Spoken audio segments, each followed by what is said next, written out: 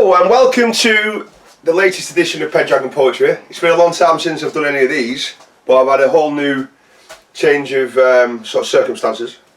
I now live on an island surrounded by sea and underneath some mountains, which is called the island of Arran. And yeah, recently my last muse, God bless her, she brought all the my books to my new property. Basically because she was doing a heading because they're in their attic. But anyway, they're here now. I'm on Concord number 14 of the Concordia folio, and 15 and 16 actually, the Manchester section, and everything's good.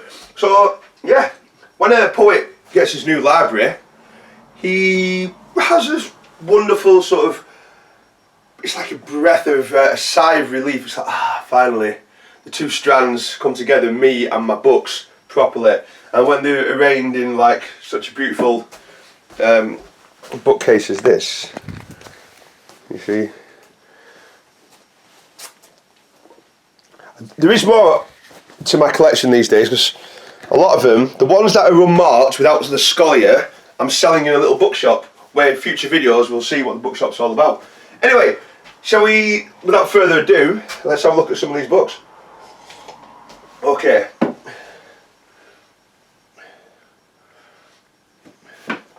Poet Saints of India. Very interesting. I bought this obviously in India for about 100 rupees.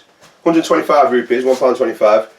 And I found a very good poem about Vishnu striding over the universe with one foot, one step, which I put into a sonnet.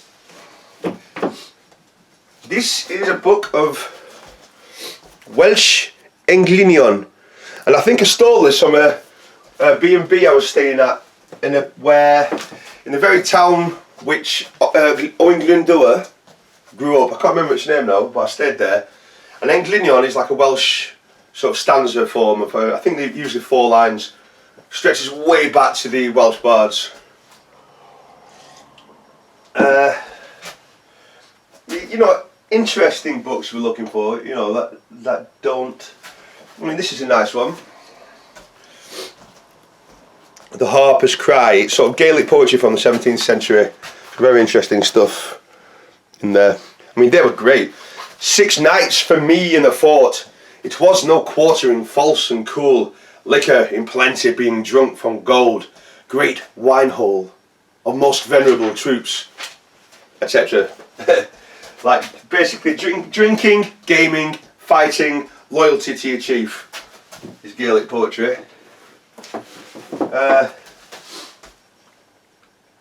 It's the first time I've really shown my bottom on the. So, the William Dolby Chinese poems. Like he's dead, but his son very kindly gave me some, so I can sort of transcreate them into. So let's just read one. It's been marked for me to do. The sun's beams shine slanting on gathered spirits' terrace, welcoming her in dawn dew, the blossoms of the red trees open. Last night, Supreme Emperor, dark progenitor, titled her favoured empress. She, ultimate angel, smiling, stepped in behind this door curtain. I love that shit. Chinese poetry is amazing. They're all about like nature and sort of romantic meetings, while the Gaelic poetry is about fighting and dicing. What else have we got? I mean, this is, I love this volume. This is the Keats 1920 as it was published. It's a facsimile, but it's you know, this is how it came to the world with the odes. And I bumped into my friend Daniel Donnelly a couple of days ago, and he brought him to the National Library in Scotland, and he's reading Keats, and he also got Spenser, and I'm like, do you know that's the same? Well, there's one poem in Keats which uses the same stanza as Spenser. Now I said I think it's Isabella Pot of Basil, so we're going to check that using the it's either that or the Eve of St Agnes. I can't remember which was which, so we're just going to reconnect that to my memory just now. Isabella Yes, I think. No, Isabella's Ottavirima. It's the other one. Eva St Angus is Spencerian, yeah. Got it mixed up. I'll just read one stanza anyway. Ah, St Agnes Eve, our bitter chill it was. The owl, for all his feathers, was a cold. The hare limped trembling through the frozen grass, and silent was the flock in woolly fold. None were the beadsman's fingers while he told his rosary, and while his frosted breath, like pious incense from a censer so old, seemed taking flight for heaven without a death, past the sweet Virgin's picture, while his prayer he saith. Yeah, it's like, this is like Sergeant Pepper's of poetry as Keats' 1920 volume. Some proper stuff in there, like. I mean, the odes for a start. Wait, what else have we got down here? Oh, this is a good one, I like. Birthday letters. Ted Hughes. Birthday letters. It's all this poetry to Sylvia Plath. And it sort of tells a story of their time together. And I think I created a sonnet sequence, 14 sonnets, called Two Suicides. Now, and so a fact that a lot of people don't know is that Sylvia Plath topped herself, and a few years later, I can't remember, the name was like Araya or something like that, his mistress topped herself. So it's like he's leaving a trail of well, dead women. I mean, poets and all are hard to live with, yeah, but the dude calmed down in later life, you know what I mean? But that's pretty wild though, Two Suicides, which I turned into a sonnet sequence. But let's just read one. A bit long. I'll just read a little bit of one. The Minotaur. The mahogany tabletop you smashed. See, he's already a knobhead. He's already like planting it onto her. You smashed it. She's like, well, I smashed it because you'd have been a fucking knobhead, mate. Anyway, the mahogany tabletop you smashed had been the broad plank top of my mother's heirloom sideboard. No, let's do it again. The mahogany tabletop you smashed had been the broad plank top of my mother's heirloom sideboard, mapped with the scars of my whole life. Yeah, we don't need to read any more of that. Clearly a sociopath, Mr. Hughes. Mate, let's have a look at some more. Well, we'll do one more. I'm quite enjoying this, and I think this might be a sort of thing of going forward. I'm going to sort of like dip into books, tell stories about the poems and the poets. Read a little bit, maybe read some of my own stuff. More like a chat show variant of the, rather than just doing like a singular theme, I'll just sort of do like demos, splash on about poetry for a bit with some coffee shows. Maybe take some walks up some hills, if it's not too windy. Right, okay, let's find one last poem.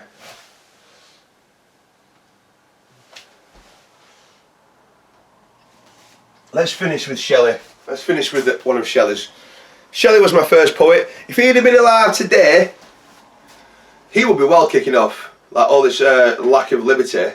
He was a complete, you know, anti-totalitarianist, was Shelley. So I think I'd like to do his, oh, see, looking there, England in 1918, page 436. A sonnet written not long after Peterloo, where the government put down the political protest of Northerners, like folk from Burnley were there, they walked to Manchester, St Peter's Fields. And Italy, Shelley's in Italy at the moment, we hear about it, it's like, what the hell? These genuine people who are, you know, complaining about sort of prices going up and the wages dropping, and it's like, you know, all the industrialists are making fortunes while these people are like scrabbling about for scraps. So they go and make this protest, and they're like, all the industrialists and the paid police are like, and soldier, well, the military, like shoots them all dead. It's like Amritsar 100 years before, exactly the same. And then Shelley's like, oh my god, this country is run by fools and idiots and thieves. And the same things happened, you know, 200 years later, 1819, 2019. Same, exactly the same, nothing's actually changed. Anyway, England in 1819. An old, mad, blind, despised and dying king. Princes, the dregs of their dull race who flow through public scorn, mud from a muddy spring. Rulers who neither see nor feel nor know, but leech-like to their fainting country cling, to lay drop blind in blood, without a blow, a people starved and stabbed in the untilled field. An army which liberticide and prey makes as a two-edged sword to all who wield. Golden and sanguine laws which tempt and slay. Religion, Christless, godless, a book sealed, a senate, time's worst statute unrepealed. Our graves from which a glorious phantom may burst to illumine our tempestuous day. Right, brilliant, I'm off. Yeah, if you like it, subscribe and stuff, and then I think I might even, you know, social media, it's time to take this poetry channel to the next level, so I will be doing that forthwith. All the best.